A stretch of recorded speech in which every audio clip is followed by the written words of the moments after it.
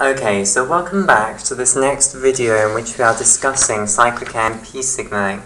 Okay, so we're in the process of discussing other effectors of cyclic AMP. So we discussed protein kinase A, we've now discussed Epac. Now what we're going to discuss is cyclic nucleotide gated channels, okay, which for short are abbreviated as Cmg channels. Okay, so the Cmg here stands for cyclic, that's the C, then nucleotide, that's the N, and then G for gated, nucleotide, gated, okay, channels. Now, the main example of cyclic nucleotide gated channels which are affected by cyclic AMP that we're going to study are the Hcn channels, which are really important in controlling the heartbeat, basically. Okay, so we're going to study Hcn channels, and they're really important for generating a rhythmic heartbeat, basically. So let me just draw you a very simple picture of the heart, and then I'll describe the importance of Hcn channels in the function of the heart. Okay, so here is a very simple picture of the heart. So we've got the right atrium shown up here, okay, the right ventricle shown here, the left ventricle shown here, and the left atrium shown here. Okay, so basically your heart has a rhythmic electrical activity. Action potentials propagate along the cardiomyocytes at a rhythm, basically, of around 70 times per minute. Okay, and every time the action potential propagates along the cardiomyocytes, that causes the heart to contract. Okay, now, what generates this action potential firing at this rhythmic pace, basically? Well, the pacemaker of the heart is the sinoatrial node, which is a special portion up here in the right atrium. Okay, so it's a special portion of heart cells, okay, which aren't very good at contracting, but which are capable of generating this spontaneous action potential. So this in blue here, this is the sinoatrial node, which for short is abbreviated down to the SAN. So this is the sinoatrial node. Okay, so this generates action potential spontaneously at this rate of 70 times per minute, and the action potentials then spread to the neighbouring cardiomyocytes of the atria, okay, and it spreads all over the atria, basically, causing the atria to contract. Okay, then it can't spread from the atria to the ventricles because there is an electrical insulation between the atria and the ventricles called the septum. Okay, and then what happens is there is a tiny little bit, a little hole in the septum down here through which the action potential can propagate. Okay, and this little hole here is what's known as the atrioventricular node. Okay, so this is the atrioventricular, that's the AV, and then the N is for node.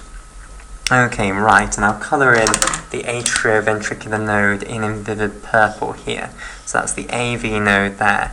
So basically, the sinoatrial node is sending off these spontaneous action potentials at a frequency of around 70 times per minute.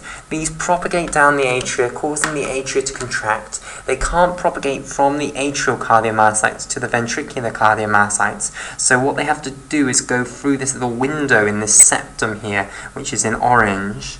Okay, and that little window is called the atrioventricular node. Okay, and then what happens is the action potential isn't just released onto the ventricles. You see, the problem is if the action potential was just released from the atrioventricular node onto the ventricles and allowed to propagate down the ventricles like so, you'd get contractions starting at the top of the ventricles and then progressing downwards. And what that would effectively do is push the blood downwards. If you can imagine this contracting first, followed by this, it would be pushing the blood downwards, which isn't what you want to do. You want to push blood upwards because the aorta for the left ventricle and the pulmonary trunk for the right ventricle are up here, basically.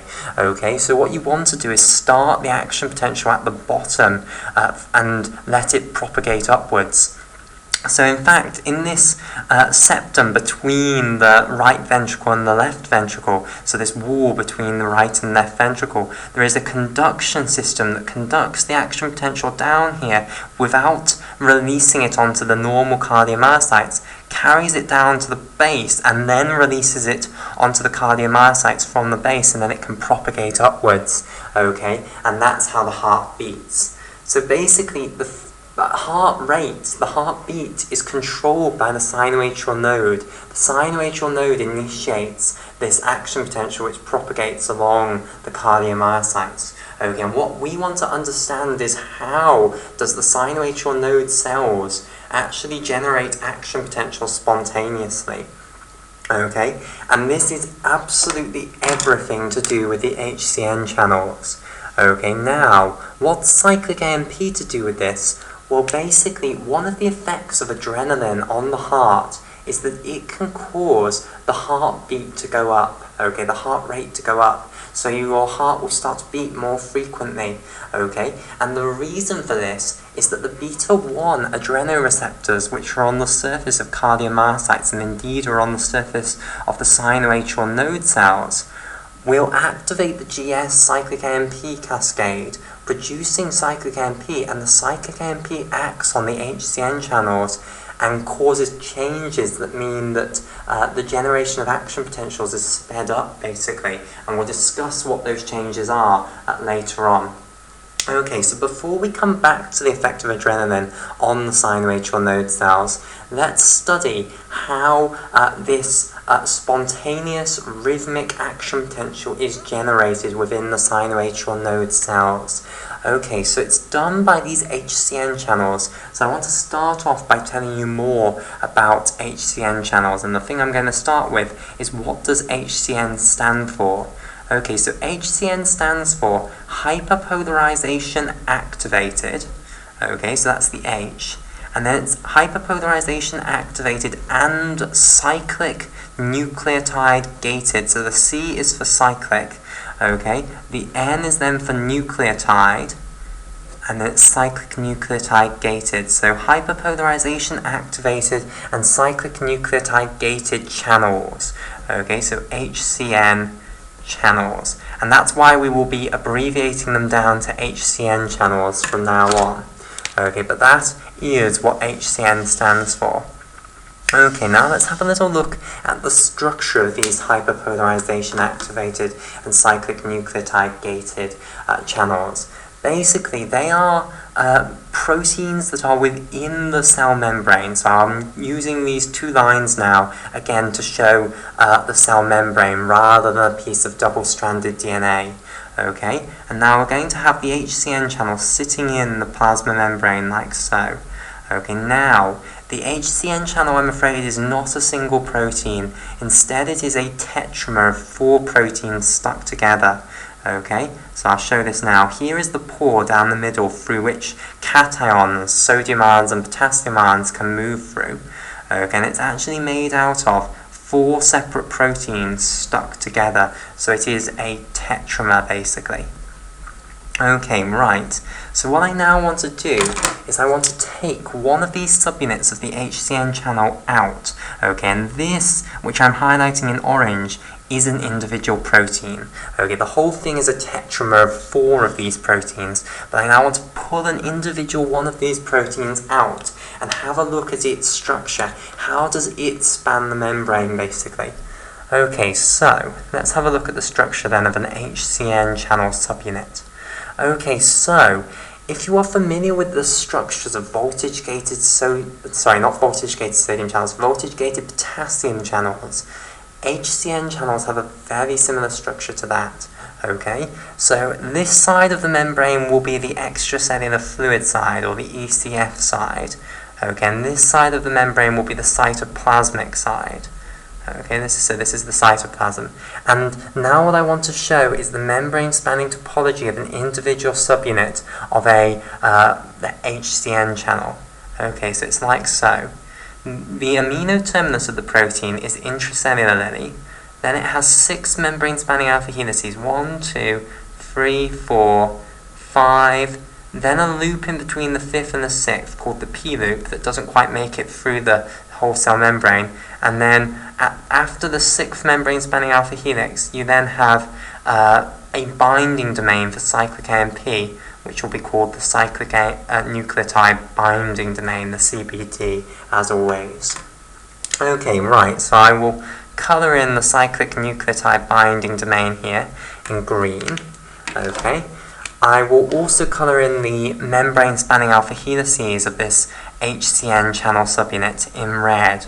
Okay, so you have 6 membrane spanning alpha helices which are labelled S1 to S6. Okay, so the first one here, this is S1, second one S2, third one S3, fourth one S4, fifth one S5, and then the 6th one here is S6. Okay, and then in between S5 and S6 you have that important loop there, which is called the P loop. Okay, and that P stands for pore. Okay, and this is called the P loop because it actually lines the pore on the extracellular side. So the portion of the pore that is closest to the extracellular side of the channel, that's going to be lined by the P loops of all 4 of these channel subunits, basically. So in purple there, those are the P loops lining the extracellular side of the pore. Okay, right. Now, the really simple thing would be if there was just one subunit for an Hcn channel, and to make an Hcn channel you then just had to stick 4 identical Hcn channel subunits together to make the full channel. However, it's not that simple. In reality, in humans there are actually 4 different Hcn channel subunits. Okay, and these are called Hcn 1 to 4. Okay, so there's Hcn1, there's Hcn2, there's Hcn3, and there's Hcn4. Okay, and they all have the same basic structural features that I have shown here. They all have the 6 membrane spanning alpha helices with this P loop between S5 and S6, and then a cyclic nucleotide binding domain after the 6th membrane spanning alpha helix in this C-terminal portion of the peptide. Okay, now, how then do you assemble these into tetramers? Well, all of these 4 different types of Hcn channel subunits can assemble into homotetramers. So you can form homotetramers of Hcn1 where you put 4 Hcn1 subunits together to make your full Hcn channel. You can make homotetramers of Hcn2 where you put 4 Hcn2 subunits together to make an Hcn channel, etc. Okay, all of them are known to assemble into homotetramers. Okay, now, what is the main form then of Hcn channels that is expressed within the heart? Well, it is Hcn4 in the sinoatrial node. Okay, and note that's important. In the sinoatrial node, the main form that is expressed is Hcn4. Okay, right, and that's why we're really interested in Hcn4 being expressed. Okay, so let's now talk about how this channel actually produces this rhythmic generation of action potentials, normally at a rate of around 70 per minute. Okay, so basically the action potential across a cardiomyocyte of the sinoatrial node is a cycle. Okay, it's always cycling. So really there is no beginning and no end. However, we need to begin somewhere. So we are going to start off with the electrical potential difference across the cell membrane of the cardiomyocyte being at around negative 60 millivolts, which is the lowest it ever gets, basically, the most negative it ever gets. Okay, so we're going to begin with the electrical potential difference across the cell membrane of our sinoatrial node cardiomyocyte, shown here, at negative 60 millivolts. And what that means is that the electrical potential inside the cell here is 60 millivolts lower than the electrical potential extracellularly. i.e., if you jump from extracellular to intracellular, you go down in electrical potential by 60 millivolts. Okay, right. So, whenever whenever discussing action potentials, it's always a good idea to draw one of these graphs where you put voltage on the x-axis, electrical potential difference across the cell membrane, and time along the x-axis here. Okay, and we will do that. So we're currently at this point down here where we have an electrical potential difference across the cell membrane of negative 60 millivolts. Okay, right, so now what's going to happen? Well, basically, the Hcn channels, which I'm going to demote down to just being represented like so, okay, rather crudely, they are opened by hyperpolarization of the electrical potential difference across the cell membrane. Now, this is rare, okay, most ion channels that are influenced by voltage are opened by depolarization, not hyperpolarization. Okay, but the Hcn channels, what makes them so special is that they're opened by a hyperpolarization of the electrical potential difference across the cell membrane. Specifically, they are opened whenever the electrical potential difference across the cell membrane is more negative of negative 40 millivolts. Okay, so negative 60 millivolts is certainly more hyperpolarized than negative 40 millivolts. So some of our Hcn channels will be open here. Okay, and we're going to say that this is an HCN4 homotetramer. Okay, right. So when Hcn channels open, the main thing that they are going to conduct across the cell membrane at this sort of electrical potential difference is sodium ions, okay, into the cell. Okay, they are permeable to potassium ions. However, you have to consider the fact that the electrical potential difference across the cell membrane is currently negative 60 millivolts. Okay, potassium ions, the concentration gradient for potassium ions is favoring the movement out. Okay, and I should probably give you the ionic gradients that are normally across the cell membrane. These are going to be quite important, so let's just do that now. So, sodium concentration extracellularly is usually around 145 millimolar. I've just realized this isn't visible probably. Ah, no, it is. Okay, there we go. So, sodium concentration extracellularly is around 145 millimolar. So that's sodium extracellularly. Sodium concentration intracellularly is around 12 millimolar. So there's a 12-fold concentration gradient of sodium favoring its movement inwards. For potassium, the concentration extracellularly is around 4 millimolar, and the concentration intracellularly is around 155 millimolar. So that's around a 40-fold gradient of potassium favoring its movement outwards. Okay, so basically, if you now open a channel which can conduct sodium and potassium ions, okay, sodium ions are going to come in at this electrical potential difference because the concentration gradient is 12-fold favoring the movement in, and the electrical gradient agrees with the concentration gradient, okay. The electrical potential is currently 60 millivolts lower inside than outside. Sodium ions are a positively charged ion. They want to go where the electrical potential is lower, which is currently the intracellular compartment. So when you open this channel, you're going to get sodium coming in, okay? Potassium, it's much more difficult because potassium's concentration gradient says go out, but the electrical gradient says the opposite thing, that says go in. So who wins? Well, the concentration gradient does just win slightly, okay, it is stronger than that electrical gradient, okay, however, it's going to be a weak net movement of potassium out. So you're going to get much more sodium coming in than you get potassium moving out, okay, so we're going to neglect the potassium moving out, it's not very important. Okay, the important movement is the sodium coming in. Okay, and this means that you are bringing positive charge into the cytoplasm of the cell from the extracellular fluid.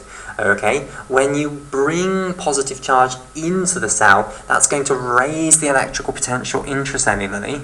Okay, so I'll denote electrical potential intracellularly by capital E subscript I, and it's going to raise the electrical potential, it's going to reduce the electrical potential extracellularly, which I'll denote capital E for electrical potential, subscripted capital E for extracellularly. Okay, the reason it's going to raise the electrical potential intracellularly is because you're bringing positive charge and dumping it into the intracellular fluid, and it's a basic rule of physics that if you dump positive charge somewhere, that's going to raise the electrical potential there.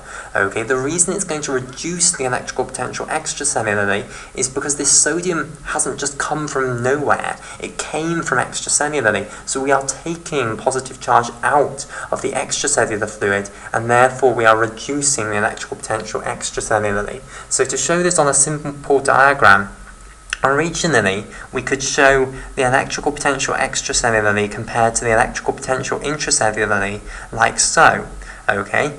And the electrical potential extracellularly is higher than the electrical potential intracellularly, so if you drop from extracellular to intracellular, you go down by 60 millivolts, okay? So this drop is negative 60 millivolts, okay? However, now we're raising the electrical potential intracellularly, so this one's going up, and we're lowering the electrical potential extracellularly, so this one's going down. So you can now see that the drop down is going to be much smaller, so the electrical potential difference has got smaller, the voltage has got smaller.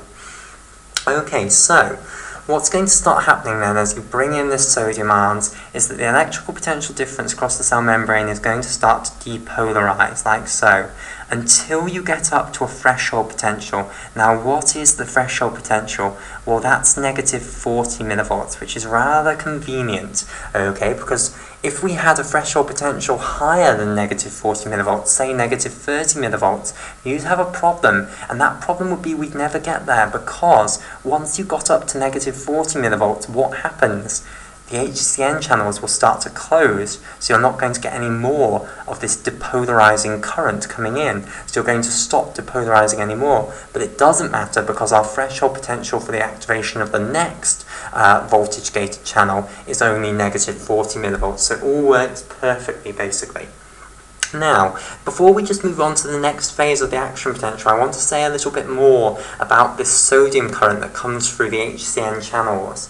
Okay, so this current has a very special name. It's known as the Pacemaker Current. Okay, because it is fundamentally responsible for driving the cyanoatrial node cells to depolarize spontaneously. Now, it's got another name as well. It's also called the funny current, and therefore it's abbreviated as IF. I is the physics symbol for current, F is for funny, okay? And it was called that because when people first discovered this, they realized that this current was induced by hyperpolarization, and that was very odd. They'd never seen a channel which opened in response to hyperpolarization before. Okay, so that's why they called it the funny current. Okay, right. I should just say why it's called a current. A current is just a movement of charged particles. We are moving positively charged sodium ions, so that certainly is a current. Okay, right. So we've now depolarized the electrical potential difference across the cell membrane up to negative 40 millivolts. Our Hcn channels are now going to start closing because, remember, they need to have the electrical potential difference hyperpolarized beyond negative 40 millivolts to actually open. Okay, but it doesn't matter because the next portion of the action potential is now going to occur. We've got up to threshold potential. The Hcn channels have done what they needed to do, basically. Okay, we've got up to threshold potential. So what actually causes the upstroke of the action potential in cyanoatrial nodes? Okay, so cyanoatrial node cells, sorry. Okay, well, you might be tempted to say, well, voltage-gated sodium channels, of course, drive the upstroke of the action potential, but you'd be wrong. It is not voltage-gated sodium channels. Instead, it is actually voltage-gated calcium channels. Okay, so we've got our next important ion channel here. Okay, so this is a voltage-gated calcium channel. Specifically, it is what's known as a T-type voltage-gated calcium channel. Okay, so I'm going to colour in this T-type voltage-gated calcium channel in turquoise here. Okay, and basically these T-type voltage-gated calcium channels, they are called T-type voltage-gated calcium channels because the T stands for transient. Okay, and what this means is very short-lived, okay, and that really sums these channels up quite well. They open at this threshold potential a difference of negative 40 millivolts, okay, and they open incredibly quickly. They conduct calcium ions into the cell, okay, and then they close extremely quickly. So they open very rapidly and they close very rapidly, okay, hence why they are called transient type voltage-gated calcium channels. Okay, so when we get up to negative 40 millivolts, then we're going to open these transient type voltage-gated calcium channels in our cell membrane. And these are going to allow calcium into the cell, okay? Whenever you open a calcium channel in the plasma membrane, calcium always comes in, okay? Let me explain why. Basically, the normal concentration gradient of calcium across the cell membrane is you have 1.5 millimolar calcium extracellularly, which might look pretty pathetic compared to 145 millimolar sodium, but then look at the intracellular concentration. It's 100 nanomolar, okay? That is a 15,000-fold concentration gradient of calcium across the cell membrane. No physiological electrical potential difference you ever created in the world would be able to stop calcium coming into the cell when you have a concentration gradient like that.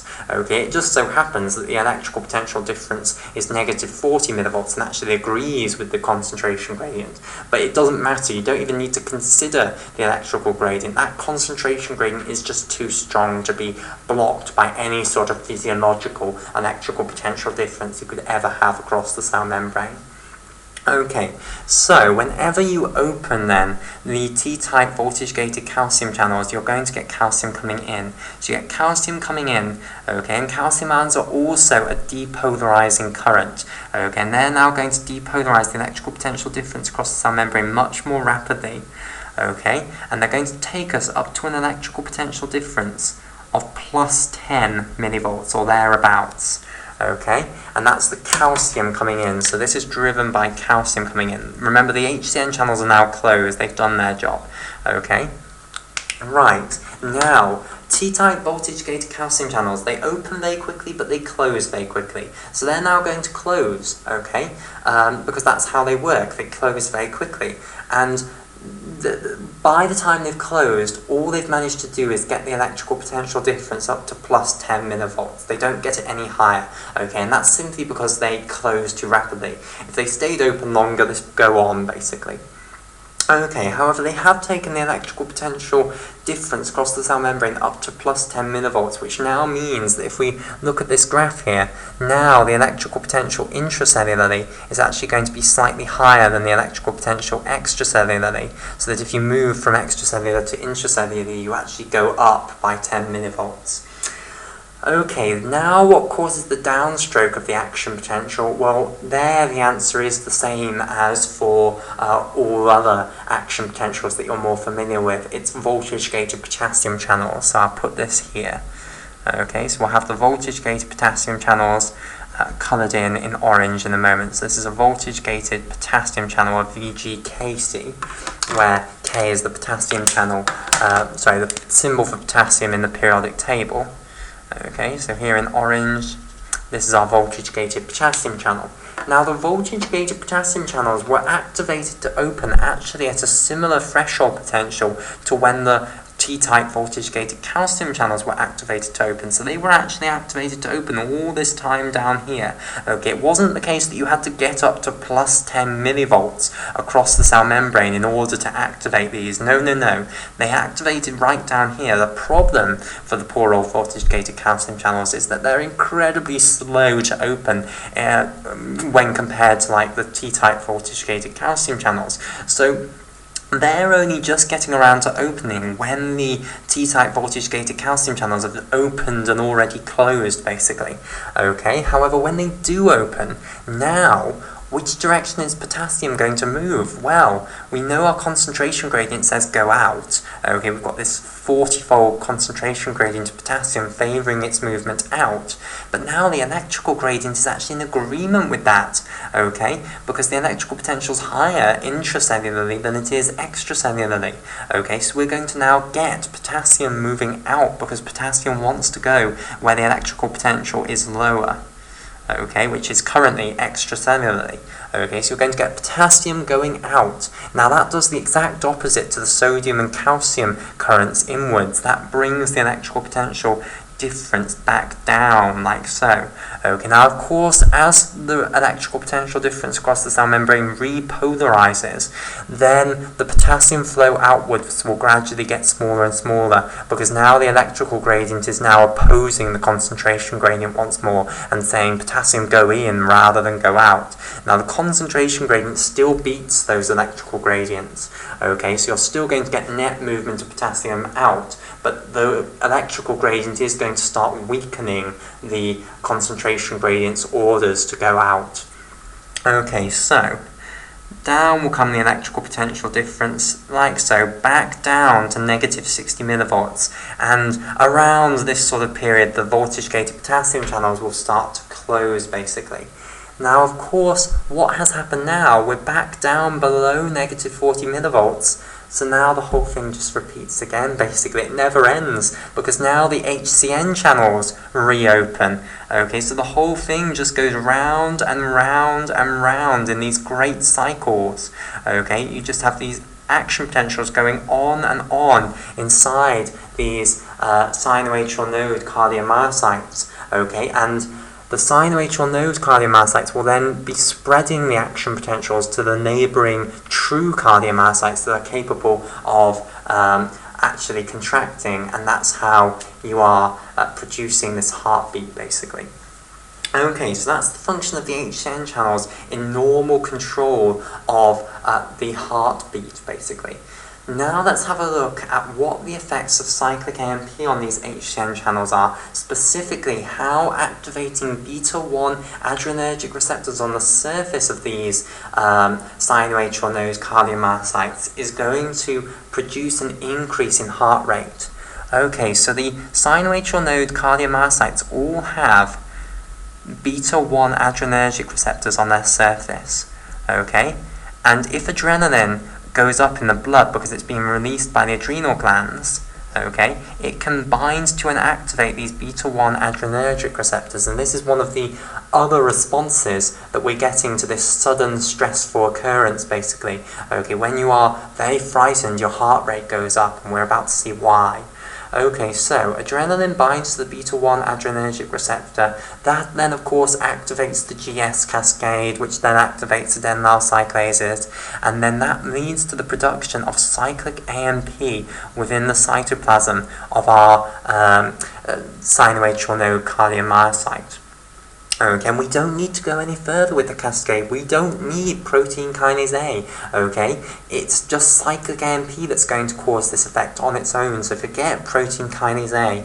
Okay, what's going to now happen is cyclic AMP is going to bind to these cyclic nucleotide binding domains of the Hcn channel subunit, okay? So the Hcn homotetramers, all of the subunits are going to start getting cyclic AMP being bound to them. Now, what is this cyclic AMP going to do to the Hcn channel? Well, basically, it's going to result in the Hcn homotetramer now having an increased open probability when there is hyperpolarization. Okay, so let me explain this concept, because this isn't something I really dwelled on previously. Okay, so I previously told you that when the electrical potential difference across the cell membrane is below negative 40 millivolts, hyperpolarized of negative 40 millivolts, that is when these Hcn channels start to open, basically. Okay, but the way I implied it as though all of the Hcn homotetramers were just now going to start opening. In reality, it's not all of them that open. It's a certain fraction of them that open when the electrical potential difference across the cell membrane is below negative 40 millivolts. Okay, that fraction of them that opens is called the open probability, the P0. So, for instance, if the open probability was 0.2, that would mean that 20% of the Hcn homotetramers were open, basically, at that electrical potential difference.